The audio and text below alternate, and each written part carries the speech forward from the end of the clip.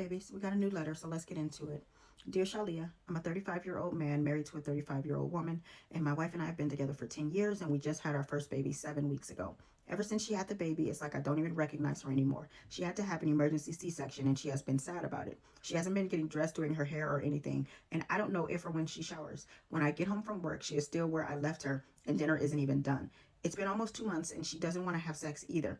The doctor said 6 weeks, so I waited for her, but 6 weeks has come and gone, and she's still not ready. She seems to have gained weight, and I'm not sure what to do with her. I'm a good man and husband, and I'm trying to be patient with her, but I have needs, and she should be meeting them. I'm starting to think about straying. Sincerely, a good man running out of patience.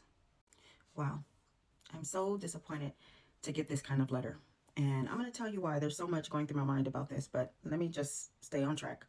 You said the thing that stands out to me the most is that you're a good man and good husband. Meanwhile, your wife just went through literally the most traumatic thing any woman can go through, childbirth. And it's been 7 weeks and you're already ready to stray. And you're already tired of waiting for her. And everything was you.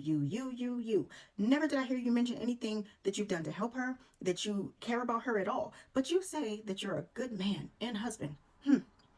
It's funny to me because so many men love to say that. You know, like I saw in your letter, you said specifically, when I get home from work. So that tells me you're working still while she's off with the baby. Okay, great. But a lot of men seem to think that because you go out to work and you are a good provider, that somehow makes you a good man. Bringing home a check, especially if it's a decent sizable check, does not make you a good man. That makes you a good provider. There's a huge difference, and so many of you miss this. You think that just because you're paying the bills or you're paying the rent or whatever, the mortgage, that it makes you great. And it doesn't. It just means you can pay bills. Being a good partner involves communication, loyalty, trust, sincerity, support. Where is the support?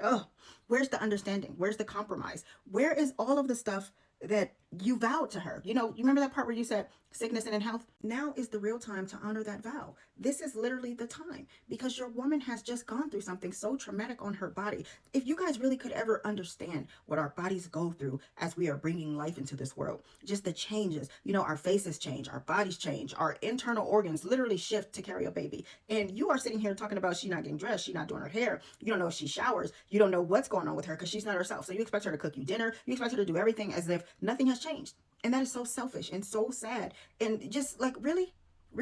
You also mentioned that she had to have an emergency C-section. I know firsthand that means something was going on for it to be an emergency, because if it was planned, it would be a different situation. So that means she was hoping to have a vaginal delivery and ended up having to go in emergently for a C-section. That's traumatic because that means either her or the baby or both of them were at risk. You have not mentioned anything about what this woman may be going through right now. All you care about is that you have needs. Don't you know your woman has needs too? Maybe you should try and find a way to take some time off so that you can help her, because you said you're going to work. So that means she's dealing with the baby all day, every day. This is such a drastic change from what her day-to-day routine used to be. If the baby's up crying in the middle of the night, she's dealing with that. She's trying to be everything for everybody except for herself, because women always put ourselves last when it comes to having a baby. And here you are making this about you. You can cook some dinner sometimes. Just because you go to work doesn't mean you can't help your wife around the house. Did you question the fact that maybe my wife has postpartum depression? If she's so depressed and she's still hurting, she might be looking at her body that has changed. She might be looking at, I gained some weight and I'm uncomfortable. I don't feel attractive. Our hormones are all over the place. There's so many things that we go through. And to feel like I don't have a partner that has my back, that can understand, that knows that I just don't know who I am anymore because I'm adjusting to being a mom now, all of a sudden, like, for you to be this selfish is alarming to me, because you think that you're a good man.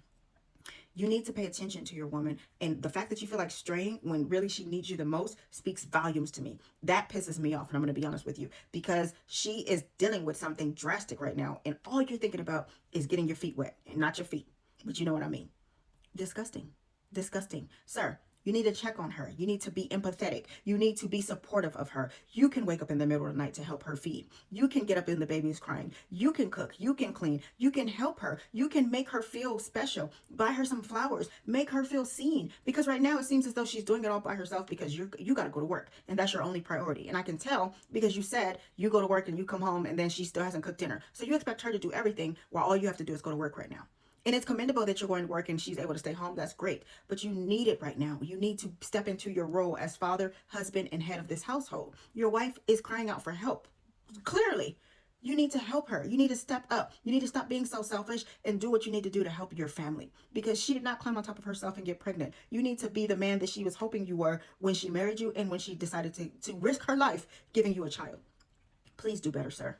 I really hope that you get your act together and that you become the man and husband that she truly needs right now, and check into it. If she's still not getting better, even after you start offering assistance and actually being available, not just because you want a reward in return, don't try to help her and be there for her and support her just because you're hoping that she'll give you some in return. That's not, no woman likes that. No woman likes that. So many of you guys feel like, oh, if I be nice to her, I can get what I need. And the only time you check in on us is when you want something. That's not, no woman likes that. Don't do that.